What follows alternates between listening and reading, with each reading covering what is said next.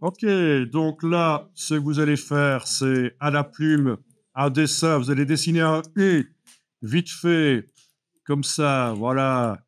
Et vous voyez, j'essaye même pas de faire en sorte qu'il soit droit, hein. C'est voilà. Vous aimez les U et les pantalons, vous aimez? C'est mieux. C'est un pantalon de la guerre 14-18. Il est spécialement prévu pour les jambes de bois. Est-ce que vous avez une idée pourquoi je vous ai demandé de le faire comme ça, vite fait, et sans essayer qu'il soit aligné? Mais oui, on va le remettre droit. C'est pas logique. Exactement. Sélectionner. Maintenant, droit, Alors, regardez, vous allez tester après. Flèche blanche.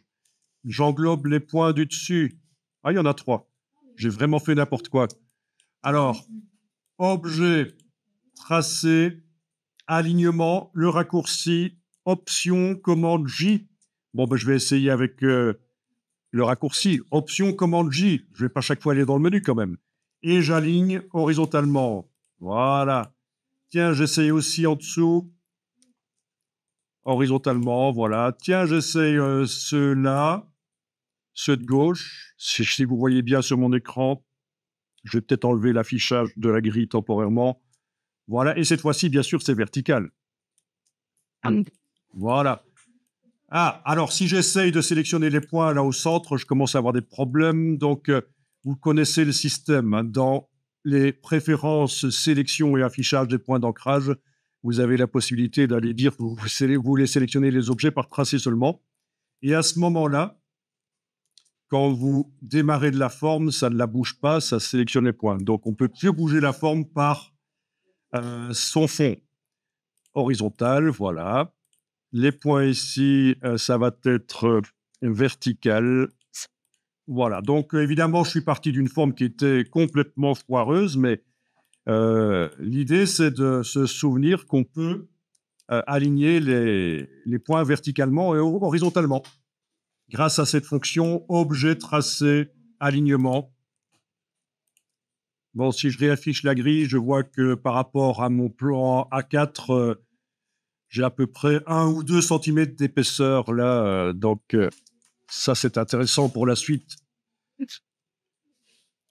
Alors ici je veux 18 mm d'épaisseur pour les deux et visiblement elles n'ont pas la même épaisseur et aussi 18 mm ici. Voilà, c'est juste.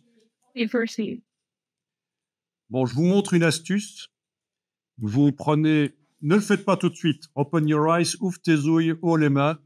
Je prends ceci et je trace un rectangle, voilà, rectangle qui va pas avoir de, voilà, je le mets en couleur, qui ne va pas avoir de couleur de contour, c'est important. Il n'y a pas de contour. Par la palette de transformation, je vais vite fait lui donner une dimension.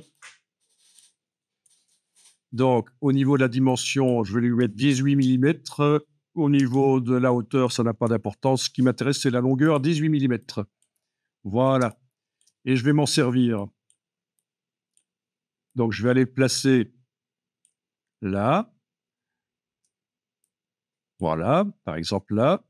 Et puis, avec la flèche blanche, je vais aller déplacer le segment ici pour qu'il aille coller là. J'enfonce la touche majuscule pour qu'il ne commence pas à faire ça, hein. Donc, avec la touche majuscule, pendant que je déplace, normalement, il se déplace bien sur les axes. Voilà.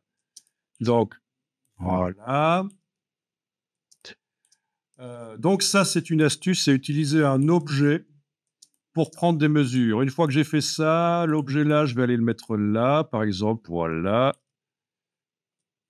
Et aller, avec la flèche blanche, déplacer le segment là, vous voyez. Donc, comment mettre rapidement une mesure à certains endroits. Tiens, celui-là, je vais en faire une copie et le tourner avec la touche Shift pendant que j'utilise la transformation manuelle. Voilà. Je vais aller le placer là. Voilà. OK. Est-ce qu'on avait aligné les points là au-dessus? Tiens, visiblement, c'est du n'importe quoi, hein. Vous l'avez fait, c'est parce que tout à l'heure, vous avez fait une électrique. Ok. Sur la touche, c'est quoi? Voilà, je refais l'alignement. Ok, c'est aligné. Ok, donc je vais prendre le segment là, avec celui-là aussi. Dans ce cas-ci, il faut que j'englobe les points. Il va peut-être falloir que je mette de côté celui-là le temps que je fasse ça. Voilà. Donc j'englobe les points. Alors, j'ai englobé les points, quelque chose qu'on n'a pas vu qui peut être utile. Sélection, mémoriser la sélection. OK. Vous allez voir que c'est très utile de connaître ça. Donc, il s'agit maintenant de... OK, ça tombe mal. On va dire que ceci est plus bas, voilà. Je vais le mettre comme ça. Donc, sélection, et je récupère ma sélection. On peut mémoriser une sélection de points. Voilà. Donc, les autres points ne sont pas sélectionnés. Non, ils sont creux. C'est bien la sélection que j'ai mémorisée. Et avec la flèche blanche, je bouge. Voilà. OK. Ah tiens, ceci non plus n'était pas aligné. Tiens, j'ai dû faire quelque chose qui a désaligné ou... Voilà.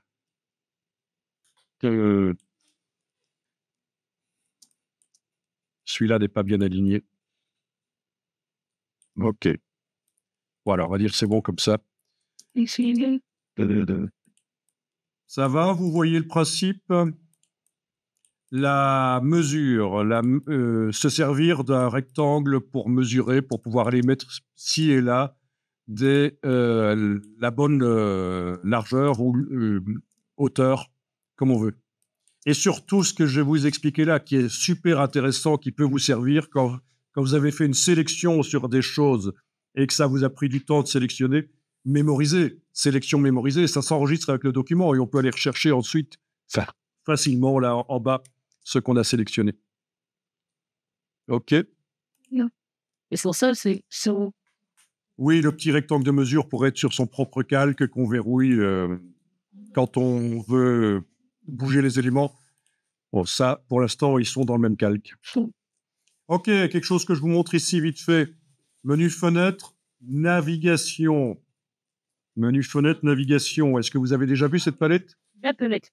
Ah, donc cette palette permet de savoir où on est quand on zoome en avant sur le document. Vous voyez le petit rectangle rouge, vous l'utilisez déjà?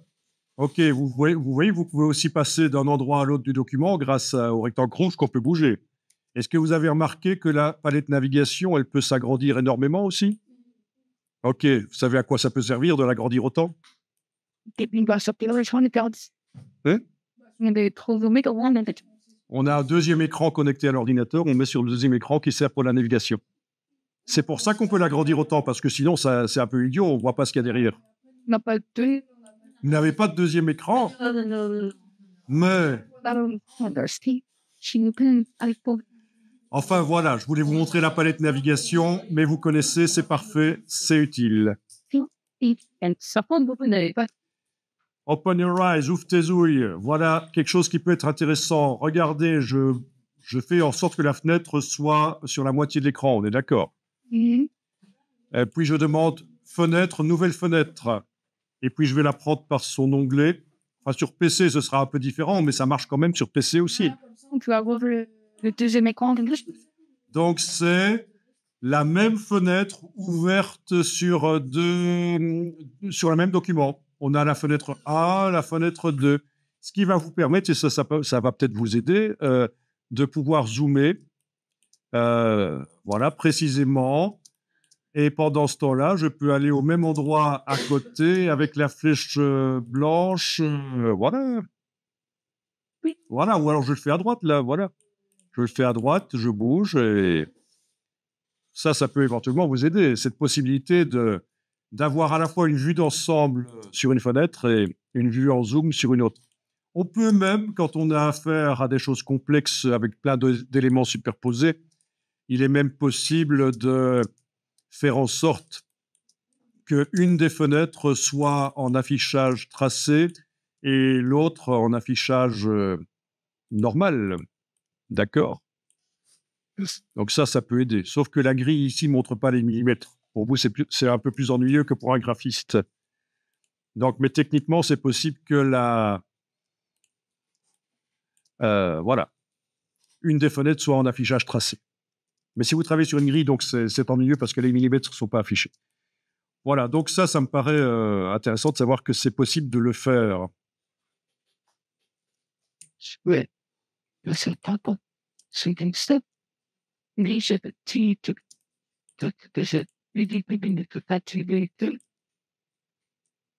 Ça va, ça peut aider, hein, surtout quand on a une vue un peu faible, pourquoi pas. Hein. Moi, je vois pas toujours très clair, donc ça peut m'intéresser, ce genre de choses. Oui. It's like that.